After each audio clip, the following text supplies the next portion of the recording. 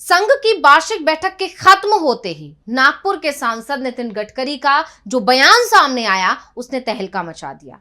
Media की आजादी को लेकर उन्होंने जो बयान दिया है उसके अलग अलग मायने अब निकाले जा रहे हैं। जानकारों का कहना है कि संघ की बैठक में बीजेपी आलाकमान यानी मोदी को लेकर फैसला हो चुका है और संघ ने इशारा दे दिया है कि उसने अपना फैसला ले लिया है। इसके बाद ही गडकरी ने यह बयान देकर मीडिया को फ्री हैंड दे दिया है। तो आखिर क्या है गडकरी के बयान के मायने? क्यों उनके बयान पर मचा है इतना बवाल? क्या मोदी को लेकर आरएसएस ने ले लिया है बड़ा फैसला? और गडकरी ने मीडिया को क्यों दी सलाह? इन तमाम सवालों की चर्चा करेंगे हम अपनी स्पेशल रिपोर्ट में। नमस्कार, मैं हूं अंशिता। ये बात तो हर कोई जानता है कि नितिन गडकरी का जो बयान होता है उसके बहुत गहरे मायने होते हैं। वो कोई भी बात यूं ही नहीं कहते, वो अपनी ही सरकार की गलतियां बताने से कभी नहीं चूकते और यही वजह है कि बीजेपी विरोधी भी गडकरी को पसंद करते हैं, उनकी आलोचना नहीं करते, उल्टा उनकी और उनके काम की अक्सर तारीफ करते हैं। यहां तक कि पिछले दिनों तो खबर यह भी चली थी कि उन्हें इंडिया गठबंधन की तरफ से पीएम बनने का ऑफर तक दिया गया था। यानी गडकरी को चाहे वो सत्ता पक्ष के लोग हो या फिर विपक्ष के लोग हो, हर कोई पसंद करता है और इसीलिए गडकरी जब भी कोई बयान देते हैं तो सियासी हलकों में उसकी चर्चा होने लगती है, उसके मायने ढूंढे जाने लगते हैं कि आखिर गडकरी ने यह बात कही तो क्यों कही। और ऐसा ही इस बार भी हुआ है जब उन्होंने मीडिया की स्वतंत्रता को लेकर बयान दिया। जबकि आप सभी जानते हैं कि प्रेस फ्रीडम के मामले में भारत लगातार नीचे खिसकता जा रहा है। मोदी सरकार पर आरोप लगते हैं कि उसने प्रेस का जो फ्रीडम है वो छीन ली है, अभिव्यक्ति की आजादी खत्म हो गई है मोदी सरकार में। तमाम तरह के आरोप मोदी सरकार पर लगते हैं और इन सब के बीच में केंद्रीय मंत्री का ऐसा बयान आना और ये कहना कि प्रेस को अपना काम स्वतंत्रता से करना चाहिए, अपने आप में बहुत बड़ी बात है। तो जिसके लिए विपक्ष हमेशा सरकार पर हमलावर भी रहता है और खासकर राहुल गांधी तो लगभग हर मंच से ये कहते हैं कि मीडिया अपना काम ठीक से नहीं कर रही है। मीडिया के मित्रों कहकर वो अब उन्हें संबोधित करते हैं और कहते हैं कि मीडिया का रिमोट कंट्रोल बीजेपी के हाथ में है। ये वो खबरें दिखाते ही नहीं है जो कि जनता को दिखानी चाहिए। एक रिपोर्ट में सामने आया था कि रिलायंस इंडस्ट्रीज समूह के प्रमुख और प्रधानमंत्री मोदी के करीबी माने जाने वाले मुकेश अंबानी 70 से ज्यादा मीडिया संस्थानों के मालिक हैं। अडानी ग्रुप भी कई मीडिया संस्थान चला रहा है। ऐसे में जब नितिन गडकरी ने मीडिया को सलाह दी तो जानकार ये भी कह रहे हैं कि उन्होंने विपक्ष के आरोपों पर अपनी सहमति जता दी है। दरअसल नितिन गडकरी एक मीडिया समूह की ओर से आयोजित नागपुर हीरोज कार्यक्रम में शामिल होने के लिए पहुंचे थे।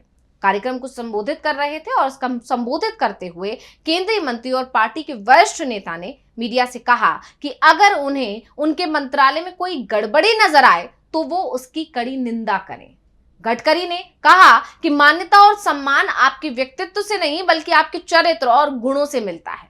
आजकल अच्छा काम करने के बाद आपको कोई नहीं पूछता। कई बार अच्छी खबरें प्रकाशित नहीं होती और गलत चीजें प्रमुखता से जगह बना लेती हैं। समाज का परिवर्तन समाचार पत्रों और मीडिया सहित सभी की जिम्मेदारी है। अच्छी चीजों को समाज के सामने लाया जाना चाहिए, साथ ही जो गलत है उसके बारे में जागरूकता भी होनी चाहिए। अब गडकरी ने जब ये बयान दिया तो चर्चा ने जोर पकड़ लिया। जानकारों का कहना है कि गडकरी ने इशारों में बता दिया कि वो विपक्ष के आरोपों से सहमत है। वो जानते हैं और मानते भी हैं कि मोदी सरकार में मीडिया अपना काम ठीक से नहीं कर रहा है या फिर उसे करने नहीं दिया जा रहा है। मीडिया सरकार के कंट्रोल में है और इसके साथ ही उन्होंने मीडिया को फ्री हैंड दे दिया। उन्होंने कहा कि अगर मीडिया को उनके मंत्रालय में कोई गड़बड़ी नजर आए तो वो उसकी कड़ी निंदा करें। अब जब गडकरी ने यह बयान दिया तो इसके बाद जानकार कह रहे हैं कि गडकरी ने मीडिया को फ्री हैंड देकर दूसरे जो मंत्री हैं उनके लिए मुश्किल खड़ी कर दी है।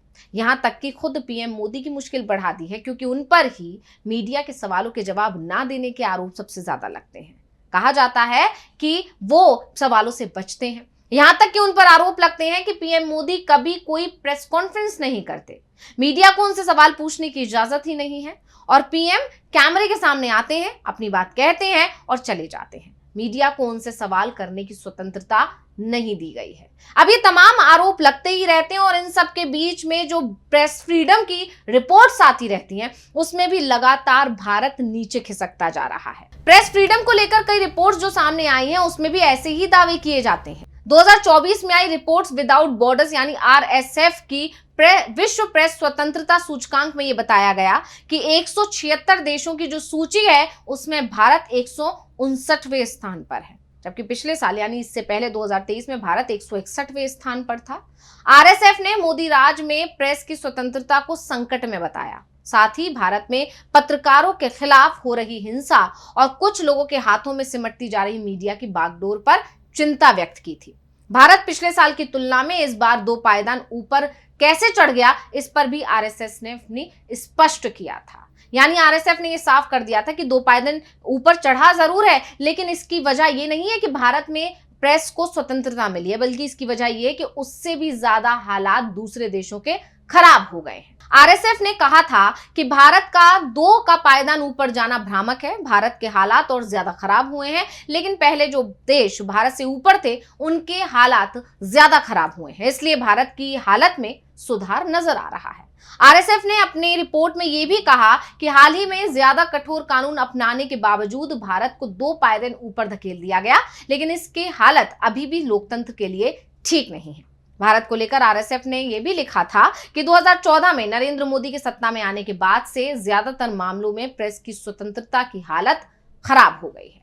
यानी तमाम रिपोर्ट्स जो आती हैं प्रेस फ्रीडम को लेकर वो भी इसी तरफ इशारा करती हैं कि भारत में मीडिया उतना स्वतंत्र नहीं है, मीडिया को खुलकर बात रखने की आजादी नहीं है, अभिव्यक्ति की आजादी को भी लगातार छीना जा रहा है। ये सिर्फ मीडिया के लिए ही नहीं है, बल्कि तमाम ऐसे मामले पिछले दिनों देखे गए हैं जहां अभिव्यक्ति की आजादी पर वार किया गया। अभी हाल ही में जो कुणाल कामरा वाला मामला चल रहा है महाराष्ट्र का, उसमें भी यही देखने को मिला कि एक स्टैंड अप कॉमेडियन ने जब अपने एक गाने के जरिए से सरकार पर निशाना साधने की कोशिश की या सत्ता पक्ष में बैठे लोगों पर निशाना साधने की कोशिश की, तो उनके खिलाफ कितना बवाल मच गया है महाराष्ट्र में, ये देखा जा रहा है। इसके तमाम वीडियोस सामने आ रहे हैं। खुद कुणाल कामरा ने अपने चैनल पर ये वीडियोस भी प्रसारित किए कि कैसे उनके एक गाने के बाद शिव सैनिकों ने बवाल किया। तो ये सारी चीजें बता रही हैं कि अभिव्यक्ति की आजादी को कैसे चोट पहुंचाई जा रही है, कैसे कंट्रोल किया जा रहा है। और इन सब के बीच में गडकरी का एक ऐसा बयान आना जिसमें वो कह रहे हैं कि मीडिया को अपना काम स्वतंत्रता से करना चाहिए,